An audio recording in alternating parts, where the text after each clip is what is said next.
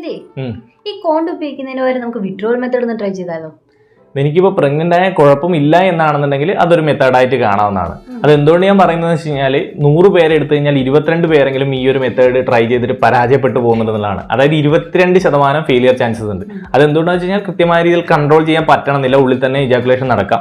അല്ലെങ്കിൽ vaginal opening ഏരിയയിൽ ejaculate ചെയ്ത് കഴിഞ്ഞാൽ റിസ്ക് ഉണ്ട്. പിന്നെ ആണിന്റെ ലിംഗത്തിൽ നിന്ന് പ്രൈമറി ആയിട്ട് വരുന്ന ഒരു ട്രാൻസ്പാരന്റ് ഫ്ലൂയിഡ് ഉണ്ട്, അതിലും ചിലരുടെ കേസിൽ സ്പേം കണ്ടെത്തിയിട്ടുണ്ട്. അപ്പോൾ അത് ത്രൂവും പ്രഗ്നൻസി റിസ്ക് ഉണ്ടാവും. അത് കൃത്യമായിട്ട് ആണിന്റെ കേസിൽ കൺട്രോൾ ചെയ്യാൻ വരുന്ന ഒരു ഫ്ലൂയിഡ് ഒന്നുമല്ല. അപ്പോൾ ഇങ്ങനെയൊക്കെയുള്ള ചാൻസസ് ഉള്ളതുകൊണ്ട് വിഡ്രോവൽ മെത്തേഡിന് അതിൻ്റെതായ ഫെയിലിയർ റിസ്കുകൾ ഉണ്ട് എന്നുള്ളതാണ്. അതുകൊണ്ട് തന്നെ എനിക്കൊരു പ്രഗ്നന്റ് ആയാലും കുഴപ്പമില്ല എന്നാണെങ്കിൽ അതൊരു മെത്തേഡായിട്ട് എടുക്കാം. അപ്പോൾ ഇതും നിങ്ങളും മനസ്സിൽ വെച്ചേക്കുക. നിങ്ങൾ പ്രഗ്നൻസി പ്ലാൻ ചെയ്യുന്നില്ലെങ്കിൽ കൃത്യമായിട്ടുള്ള കോൺട്രാസെപ്റ്റീവ് മെത്തേഡുകൾ ഏതാണെന്നുള്ളത് മനസ്സിലാക്കുക. ഇപ്പോൾ കോണ്ടംസ് ആണെങ്കിൽ അത്, അല്ലെങ്കിൽ മറ്റ് മെത്തേഡുകൾ ഏതാണെന്ന് വെച്ചാൽ അത് മനസ്സിലാക്കിയിട്ട് കൃത്യമായ രീതിയിൽ ഉപയോഗപ്പെടുത്തുക എന്നുള്ളതാണ് പറയാനുള്ളത്. ഈ ഒരു ഇൻഫർമേഷൻ ഭാവിയിലോട്ടാണ് ഉപകാരപ്പെടുന്നത് തോന്നുന്നുണ്ടെങ്കിൽ തീർച്ചയായിട്ടും സേവ് ചെയ്ത് വെച്ചേക്കുക. കൂട്ടുകാരിലേക്ക് മാക്സിമം ഷെയർ ചെയ്ത്